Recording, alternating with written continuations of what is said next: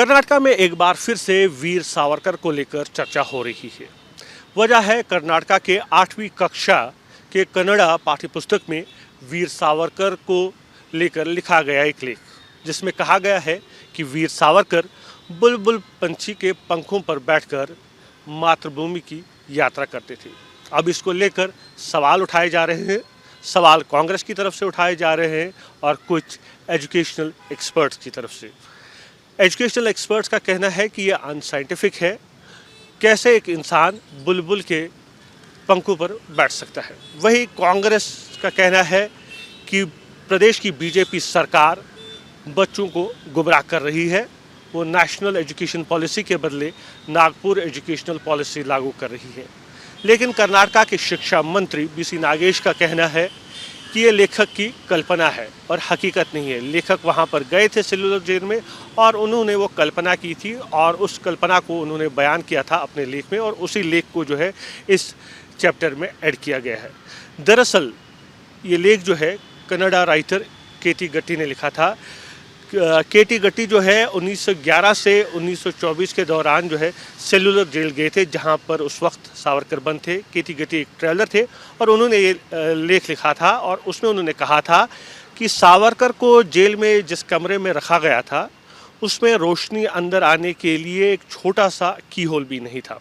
हालांकि उस कमरे में बुलबुल पक्षी कहीं से आ जाते थे, जिनके पंखों पर बैठकर सावरकर रोज़ाना अपनी मातृभूमि की यात्रा करते थे। अब सवाल उठाए जा रहे हैं कि अगर ये कल्पना थी तो पहले क्यों नहीं बताया गया। कई एक्सपर्ट्स ये भी कह रहे हैं कि अगर सरकार को पता था कि ये कल्पना है तो उन्हें इस टेक्स्ट बुक में ये स्पष्ट करना चाहिए था कि ये कल्पना है, हकीकत नहीं है।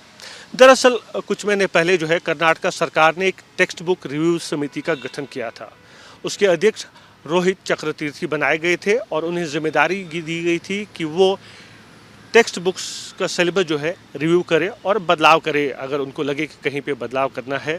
तो उस समय भी काफ़ी चर्चा में वो समिति रही थी। आरोप लगाए गए थे कि बीजेपी अपना एजेंडा थोपने के लिए इस समिति का गठन कर रही है, क्योंकि कई सारे चैप्टर जो है टेक्स्ट बुक से हटाए गए थे, जिसमें टीपू सुल्तान का चैप्टर था और भगत सिंह का चैप्टर था। हालांकि बाद में जो है सरकार ने स्पष्टीकरण भी दिया था कि भगत सिंह के चैप्टर को हटाया नहीं गया है, बल्कि दूसरे क्लास में उसे शामिल किया गया है।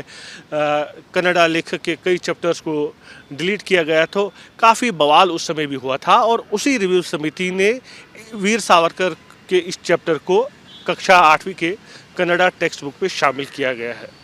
अब सवाल ये भी उठा है कि अगर ये हकीकत नहीं तो फिर इसे पाठ्यक्रम में शामिल क्यों करना है। वीडियो जर्नलिस्ट मोनीश के साथ यासर मुश्ताक, न्यूज़ नेशन, बेंगलुरु।